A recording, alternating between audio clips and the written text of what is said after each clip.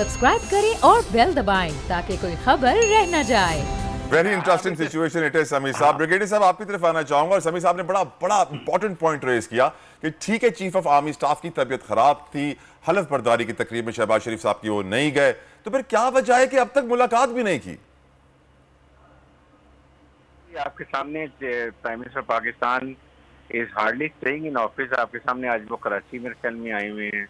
लेकिन sir chief साहब time देंगे तो वो बिल्कुल सारी अपॉइंटमेंट्स कैंसिल करके मेरे ख्याल से वो मुलाकात भी बहुत इंपॉर्टेंट है सर।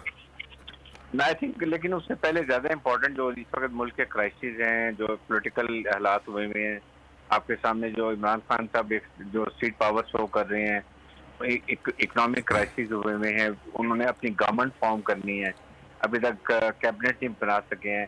तो ज़ाहिर है जब ये चीज़ें निकलेंगे तो उस वक्त मेरे ख्याल में तमाम मुसल्लह फौज, जॉइंट चीफ ऑफ कमांड जो है वो सब इनसे मुलाकात करेंगे। लेकिन थोड़ा सा स्टेबिलिटी अपने कैबिनेट तक अभी नहीं फॉर्म की है। और अगर इस स्टेज पे मिलेंगे तो I think it conveys lot of message. ये भी वजह हो सकती है कि हमने इस वक्त प्राइम मिनिस्टर ने अभी उनको नहीं बुलाया होगा। ज़ाहिर है प्राइम मिनिस्टर बुलाएंगे तो वो जाएंगे, और वो जब स्टेबल होंगे, मेरा ख्याल है कि एक हफ्ते के बाद जब रूटीन में सब चीज़ें होती हैं फिर आएंगी। लेकिन एक दो चीज़ें बताऊँ, देखें ये जो नेशनल सिक्योरिटी कमेटी की बात है, ISI ने आई एम श्योर अपनी इंक्वायरी ज़रूर की होगी, और मेरे ख्याल में इतनी सीरियस बात नहीं होगी जिसको फिर इतना सीरियस लेके फौज एक अहम कदम उठाए जो वो अगली कॉन्स्पिरेसी थी मुल्क के खिलाफ। अगर ऐसा होता तो उन्होंने बड़ा क्लियर किया कि हम उसकी आंखें निकाल देंगे जो फौज पाकिस्तान की सरहदों की तरह, जो पाकिस्तान इंटरनल अफेयर में इस तक इशू पे लेके जाएंगे। तो उन्होंने कैटेगोरिकली ये चीजें काफी क्लियर कर दी हैं। ब्रिगेडियर साहब सॉरी टू इंटरप्ट सर, लेकिन मेरा एक सवाल आपसे यहाँ बनता है कि पाक फौज की तरफ हर पाकिस्तानी देखता है उस उम्मीद के साथ कि जब भी हमारे मुल्क को खतरा होगा, चाहे वो हमारे बॉर्डर्स पे खतरा हो, चाहे वो मईशत को खतरा हो, चाहे वो सियासत को खतरा हो, जब भी हमारे मुल्क में इंस्टेबिलिटी इतनी बढ़ जाए कि नेशनल सिक्योरिटी को थ्रेट हो जाए, तो लोग ये एक्सपेक्ट करते हैं कि पाक फौज आगे बढ़ेगी, मुल्क को बचाएगी, इंस्टेबिलिटी दूर करेगी। Sadly did you see that sir? देखें, अगर खुदा ना खास्ता अभी भी नेशनल सिक्योरिटी को कोई थ्रेट होगा, एग्जिस्ट करेगा, ये एग्रीवेट करेगा, तो फौज डेफिनेटली उस पर रिस्पॉन्ड करेगी। देयर इज नो नॉट कि माशाल्लाह खुदा ना खास्ता इज आउट ऑफ क्वेश्चन, बिल्कुल कभी। अब ये एक बड़ा क्लियर कॉन्सेप्ट है, लेकिन जरूर करेगी। दैट मीन्स कि अभी तक उस तरह का खुदा ना खास्ता नेशनल सिक्योरिटी को थ्रेट नहीं है। पूरी तरह आपका कंट्रोल है अपनी टेरिटोरियल बाउंड्री पर, इंटरनल सिचुएशन में, आप चाहे आपके दूसरे मुल्कों के साथ ताल्लुकात हैं, देयर इज नो क्वेश्चन कि उसमें हो। लेकिन जिस वक्त हमारी इस्टेब्लिशमेंट या मिलिट्री देखेगी कि खुदा ना खास्ता हमारी इस वक्त कॉन्स्पिरेसी या मुल्क को थ्रेट है, तो देयर इज नो क्वेश्चन को रिस्पॉन्ड ना करे। मीन्स के अभी तक ऐसी कोई बात नहीं है। अगर जिस तरह वो 7 मार्च को लेटर गया, ISI ने अपनी गैर इंफॉर्मेशन की, दिस क्लियरली इंडिकेट कि खुदा न खास्ता उस तरह की बात नहीं है जिससे हम ये कहें कि इंटरनल बहुत बड़ी कॉन्स्पिरेसी हो गई है और मुल्क को खुदा न खास्ता बहुत सख्त मसाइल हो रहे हैं, पॉलिटिकल बहुत ज़्यादा इंस्टेबिलिटी हो गई है। यस, अब ये पॉलिटिकल गवर्नमेंट जो है, इनकी रिस्पॉन्सिबिलिटी है कि ये जो इस्तीफे आए हुए हैं, ऊपर से इमरान खान को एक वोट मिली हुई है, दे हैव टू सी कि which side the country is going, इसको एमिकेबली कैसे रिजॉल्व करनी है। I honestly feel even supreme court of Pakistan को भी ये नेशनल क्राइसिस पर डिसीजन देते हुए नेशनल क्राइसिस आने वालों को जरूर सोचना चाहिए था और इसको सब चीज कंसिडर करके फैसला करना चाहिए था, जिसमें मेरे ख्याल में इमरान खान के अपने तहफ़्फ़ुज़ात हैं, उन्होंने कल की तकरीर में भी काफी हद तक इसको किया। राइट ब्रिगेडियर साहब, अमीर ये बताइएगा मुझे, DGISPR ने यह भी कहा कि 9 अप्रैल को आर्मी चीफ, DGISI, वजीर आजम हाउस नहीं गए। BBC की खबर की दोबारा तरदीद की।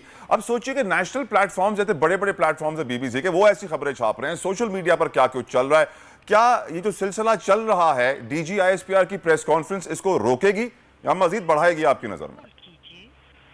मेरा ख्याल है इससे मजीद और रूमर्स और कंट्रोवर्सीज पैदा होंगी। ये सिर्फ BBC की स्टोरी नहीं है, याद रखिएगा। ओके, इससे मिलती जुलती स्टोरी जो है वो द गार्डियन, जो बरतानवी अखबार है, उसने भी लगाई है।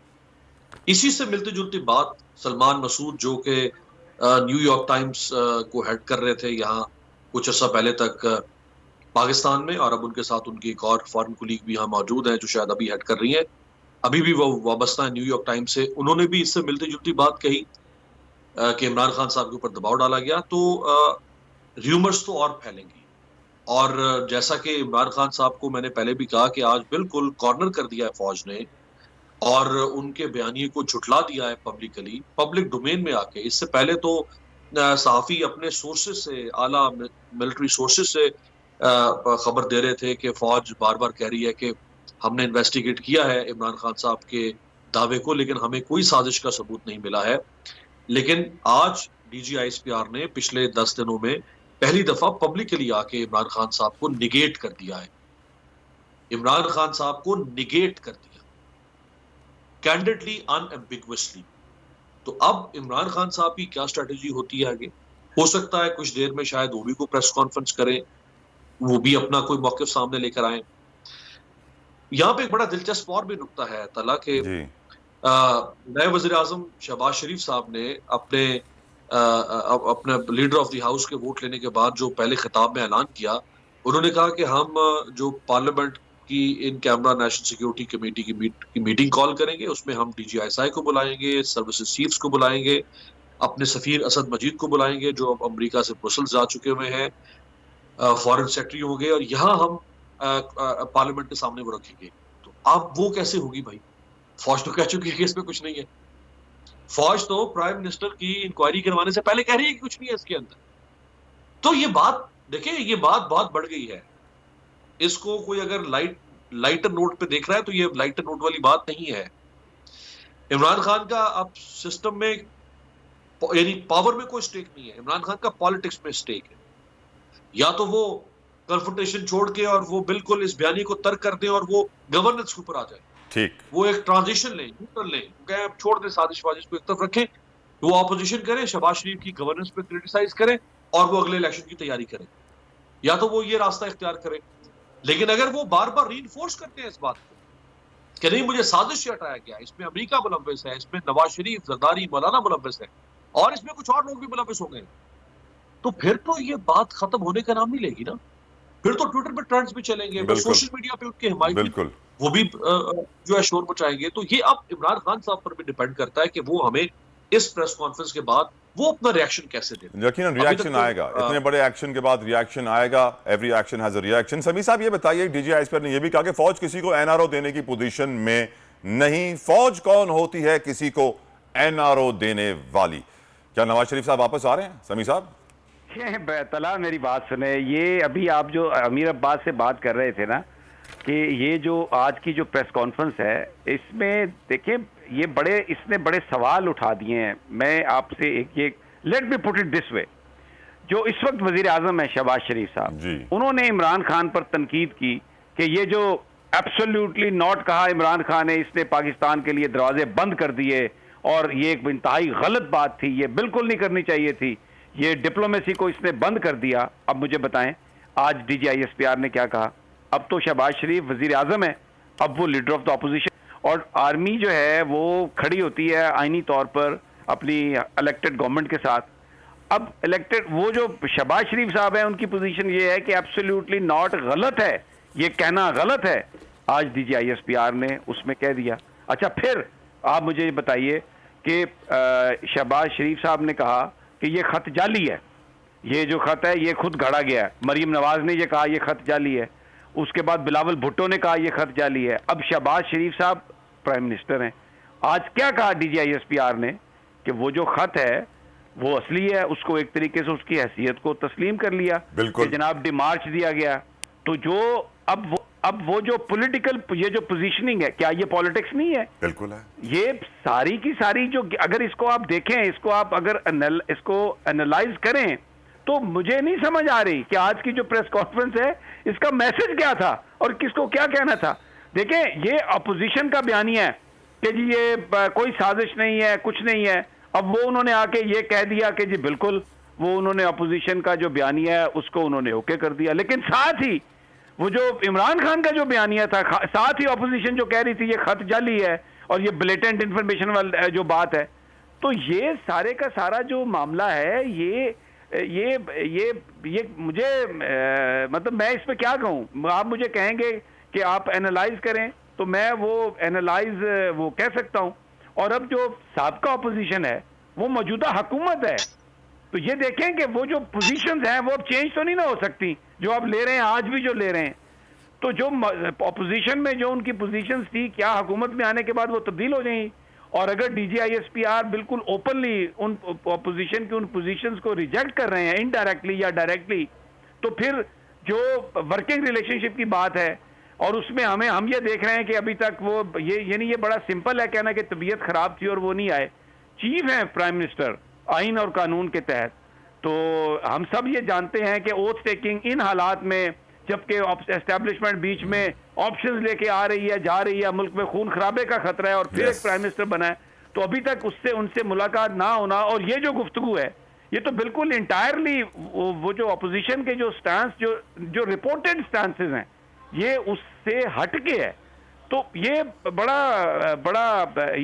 इंटरेस्टेड है। ये इंटरेस्टिंग। अमीर अब्बास, ये बताइए कि आर्मी के जो तर्जुमान है जमील फारूकी ने भी हमें ज्वाइन किया है। Welcome Jameel, I ask you this question now.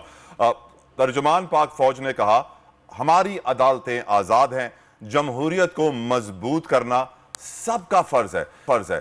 क्या वजह है कि तर्जुमान पाक फौज को अदालतों का भी दिफा करना पड़ रहा है, जमहूरियत का भी दिफा करना पड़ रहा है और ऐसी स्टेटमेंट्स देनी पड़ रही हैं? जमील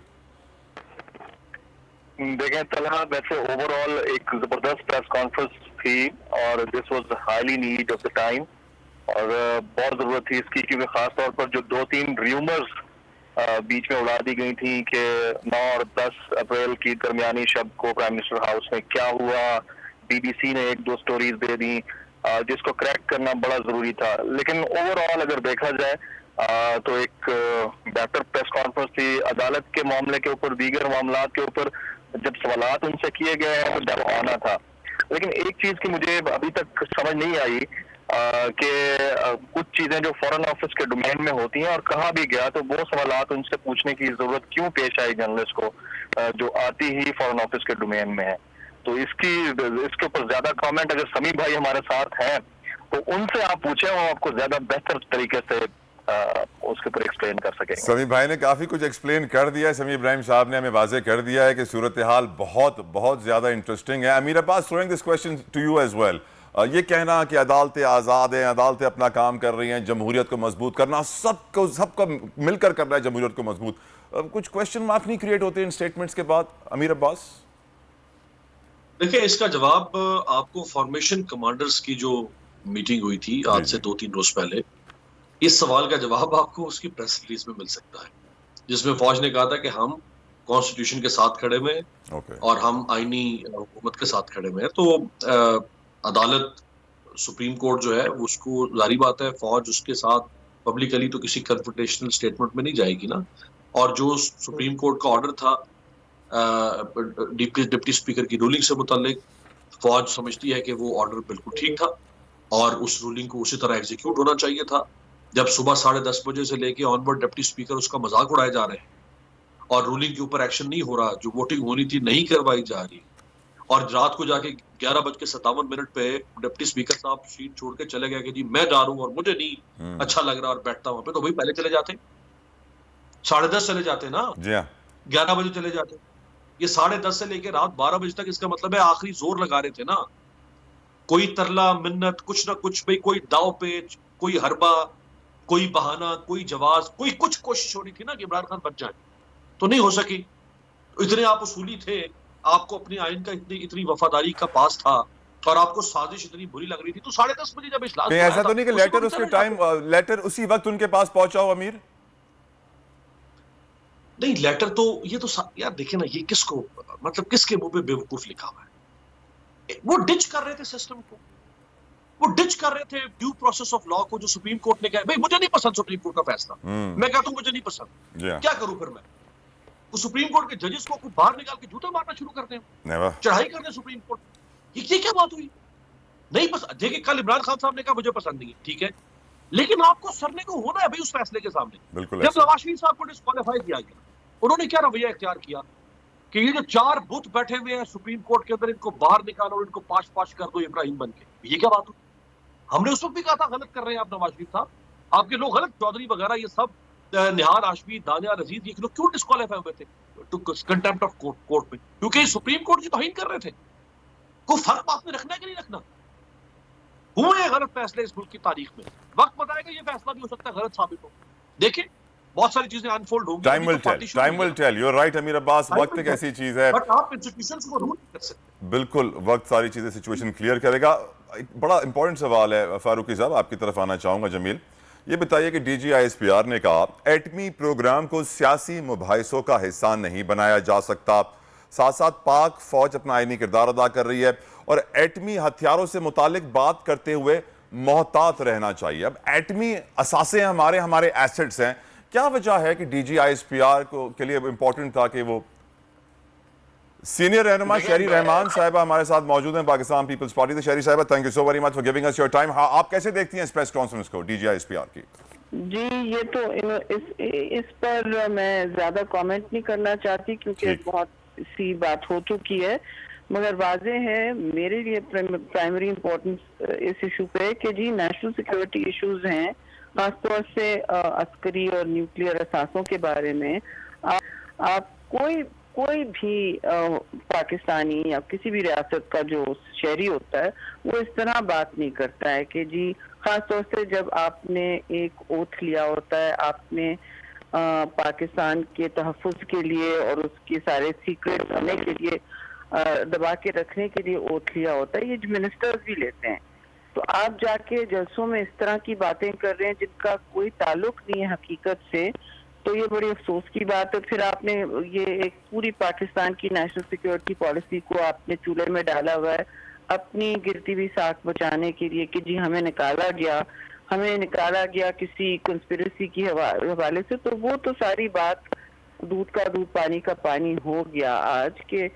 ठीक है, तशवीशनाक बात थी जो बहुत सारे टेलीग्राम्स में की जाती है और शवाहिद के दास पेश की जाती है। अगर ज्यादा तशवीशनाक बात हो तो बिल्कुल डेमाश किया जाता है और भी एक्शंस दिए जाते हैं। तो अगर इनको इतना मसला था, इन्होंने क्यों नहीं माफी मंगवाई अमेरिका से, जैसे पीपल्स पार्टी ने मंगवाई, बगैर मुसीबत के क्यों नहीं उन्होंने शमसी एयरबेस किया? बस एब्सोल्युटली नॉट कहते रह गए महफूजों पे। ये क्या बात होती है? ये सीना ठोकना और मैं आपसे बेहतर हूँ, मैं वफादार हूँ, आप गद्दार हैं, ये जो इनका बयानिया है सिर्फ बयानिया ही है और ये पाकिस्तान को धकेलने किसी भी आग में इनको कोई परवाह नहीं है। बस अपना एक बयानिया बनाना है और एक कल्ट फॉलोइंग को लेके फिर रहे हैं। ये जाहिर है ये खतरनाक है पाकिस्तान के लिए और ये नेशनल सिक्योरिटी रिस्क है पाकिस्तान के लिए। राइट शरीफ साहब, टाइम कम है, एक बहुत जरूरी सवाल आपसे पूछना चाहूंगा। बिलावल भुट्टो जरदारी कंटिन्यूसली रिजेक्ट करते रहे कि ऐसा कोई खत है नहीं, खत झूठा है, खत बनाया गया है। DGISPR ने वाजे कर दिया कि खत तो है। आप क्या कहेंगे इसके ऊपर?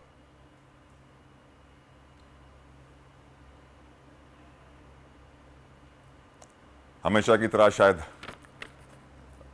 ड्रॉप हो गई है लाइन। रहमान साहब से सवाल का जवाब लेना बहुत ज़रूरी था। विल ट्राई कि हम उनसे दोबारा कांटेक्ट करें और सवाल पूछें, लेकिन यकीनन बहुत बड़ा सवाल है कि अपोजिशन पार्टी हमेशा कहती रही थी कि खत जाली है, खत झूठा है, लेकिन अब DGISPR की इस प्रेस ब्रीफिंग के बाद वाजे हो गया है कि खत एक हकीकत है। राइट अमीर अब्बास साहबा, क्या वजह, अमीर अब्बास साहब ये बताइए क्या वजह है कि जब शहरी रहमान साहबा से सवाल मैंने पूछा, पीपल्स पार्टी के रहनुमा शायद इसको अब डिस्कस करना नहीं चाहेंगे क्योंकि यकीनन एक बड़ा ब्लंडर था उनकी जानिब से खत को मुकम्मल तौर पे डिनाई करना। देखिए, खत के बारे में काउंसिल की प्रेस राइट अमीर अब्बास की आवाज हम तक सही तरह नहीं पहुंच पा रही है, लेकिन मैंने जिस तरह आपसे कुछ लम्हों पहले शहरी रहमान साहिबा से ही पूछा, DGISPR की प्रेस ब्रीफिंग के बाद ये तो वाज़ेह हो चुका है कि खत एक हकीकत है, झूठ का पलंदा नहीं है। जैसे ये साइफर आया, ISI ने इसके ऊपर कार्रवाई शुरू की, ये भी वाज़ेह किया DGISPR ने। DGISPR की प्रेस कॉन्फ्रेंस इंतहाई अहमियत की हामिल थी, उन्होंने बहुत सारे इंपॉर्टेंट इशूज़ पर नजर डाली, वाज़ेह कर दिया फौज का सियासत से कोई ताल्लुक नहीं, मिलिट्री को नहीं आने वाला। Army chief of army staff general Qamar Javed Bajwa साहब एक्सटेंशन नहीं लेंगे, और ये भी वाज़ेह कर दिया कि जो कौमी असासे हैं लाइक एटॉमिक हमारे एसेट्स हैं उसको भी इस तरह डिस्कस नहीं करना चाहिए, सियासत में नहीं लाना चाहिए जिस तरह लाया जा रहा है। सब्सक्राइब करें और बेल दबाएं ताकि कोई खबर रह न जाए।